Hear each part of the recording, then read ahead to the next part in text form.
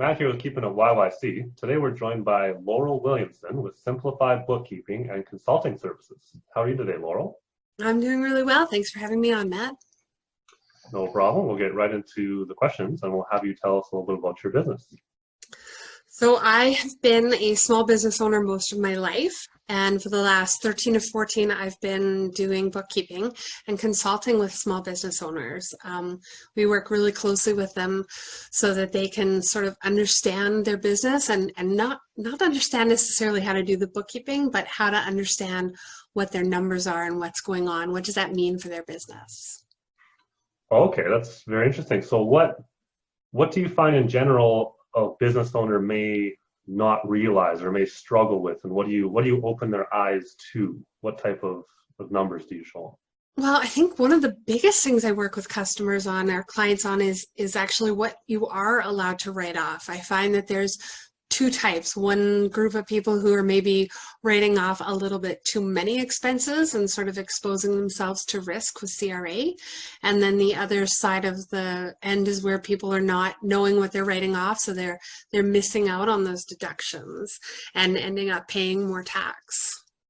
Okay, do you have some common things that people may not write off that they could?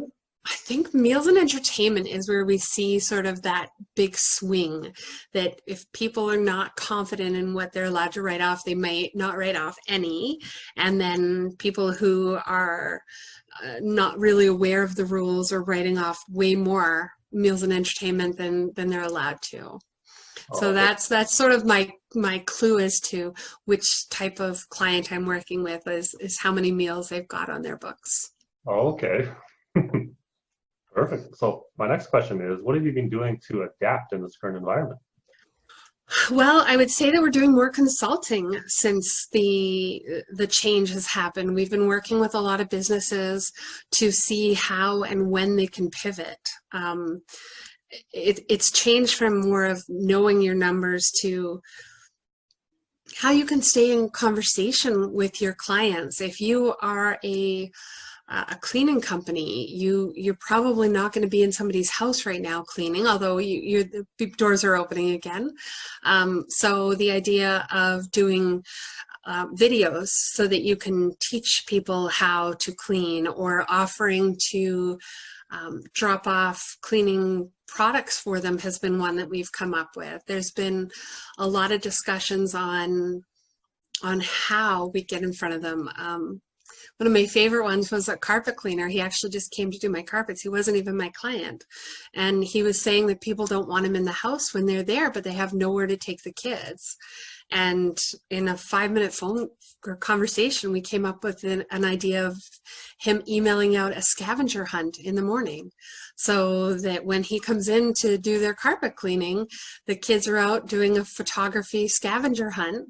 And so it's sort of solving that problem and giving the kids and the family something to do while he gets to be in there doing his services. So it's just really having that conversation and thinking about what is stopping you, and how we can either stay in conversation, or actually how we can still be in business during this upside down world we're in. Absolutely. That's phenomenal. I love that idea of the scavenger hunt. That's a really, really good one. It was really fun. I hope he took me up on it. I mean,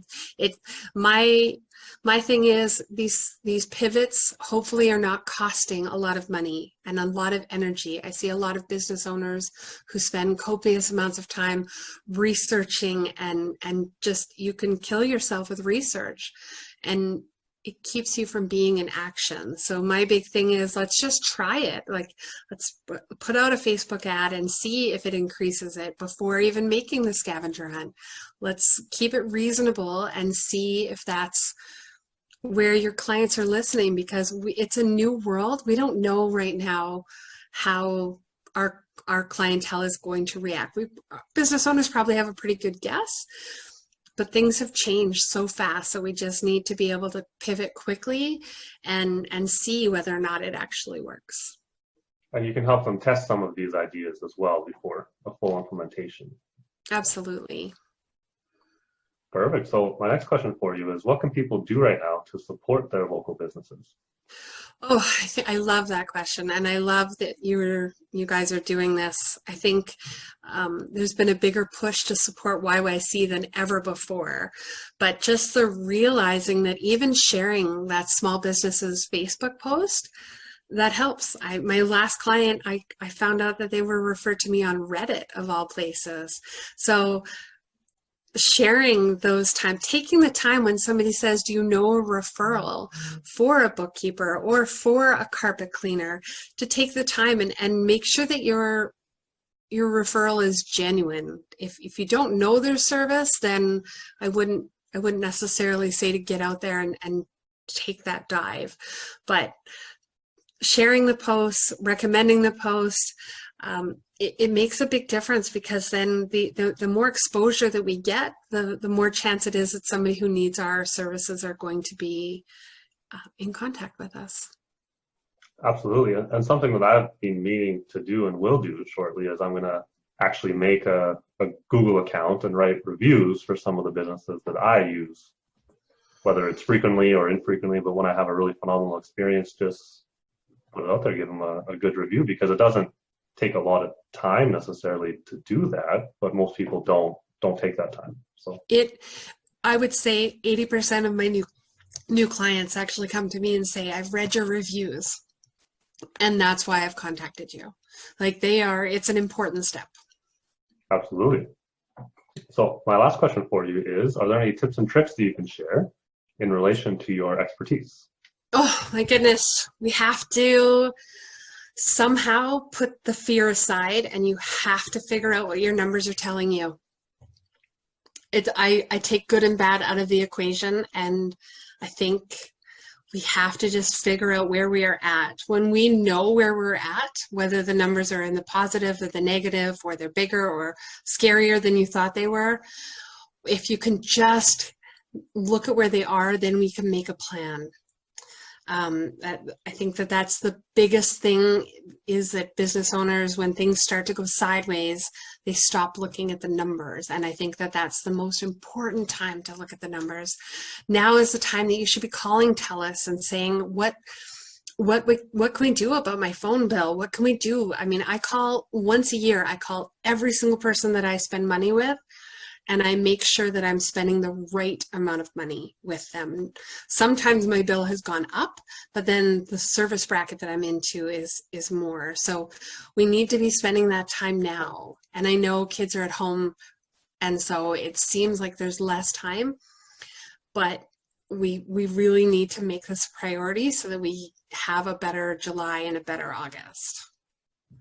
Absolutely. So the first step is to understand your numbers before you can then take steps to fix them, to help them. Absolutely.